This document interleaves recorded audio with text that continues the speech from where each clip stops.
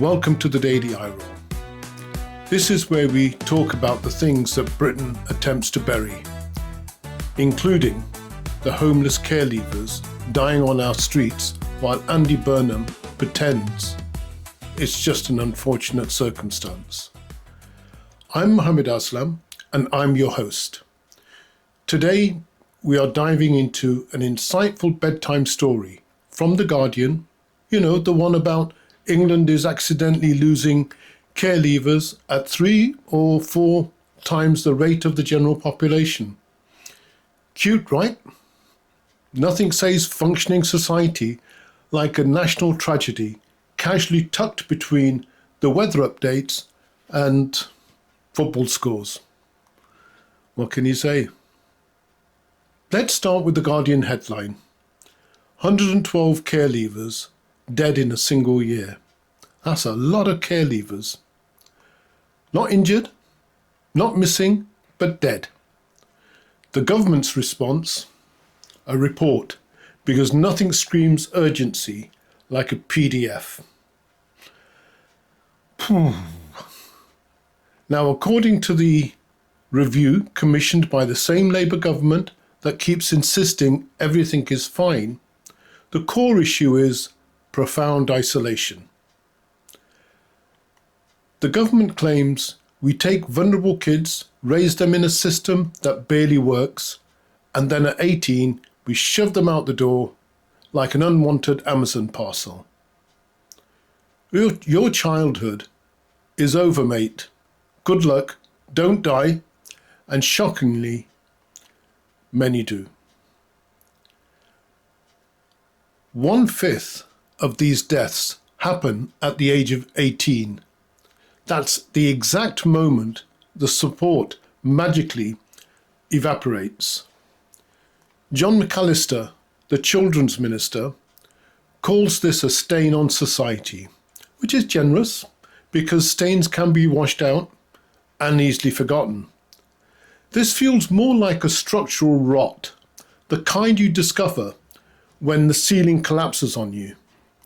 He says care leavers are so isolated, so lonely, and he's right.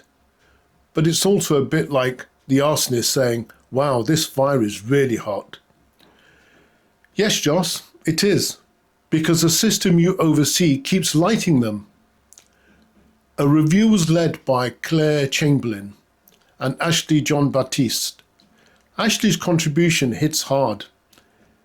He talks about being 17, sitting in a meeting where his foster parents basically said, if we're not getting paid, we don't want him.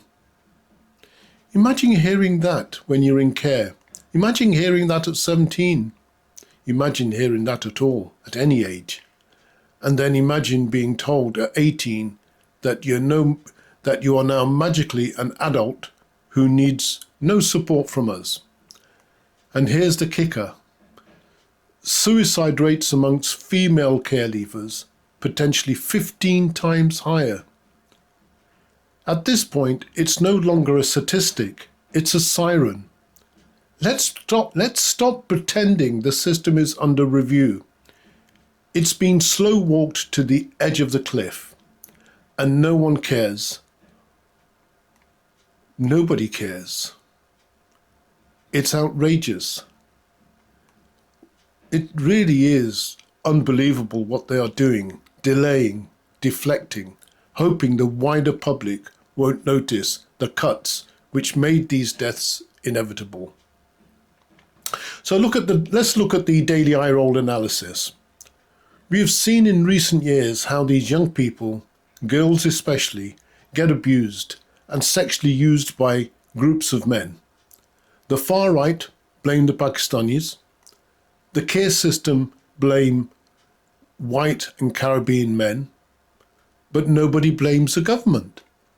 The real point is that these young people get left behind. No one cares. They are the forgotten children of our society.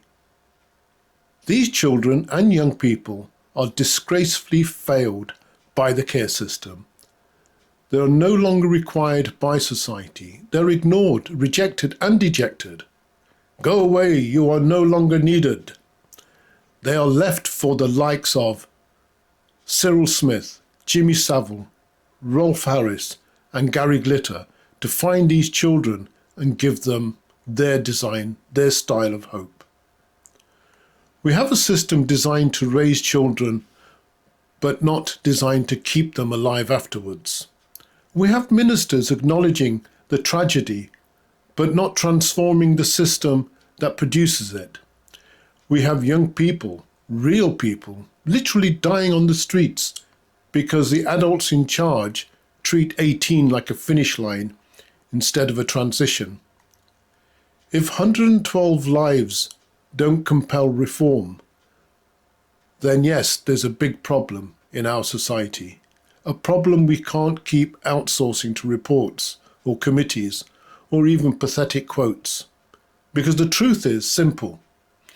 If the state steps in to raise a child, the state doesn't get to step out at 18. Responsibility doesn't expire. Young people do. Thank you for joining me at the Daily Eye Roll, where we poke the painful topics, drag them into the light, and remind government that protecting young people should come before shipping weapons abroad. Stay sharp, stay loud, and I'll see you next time.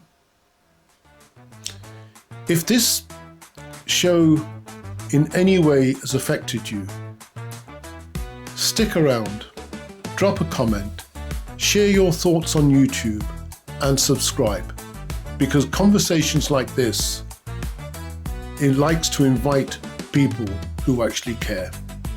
Take care. Goodbye.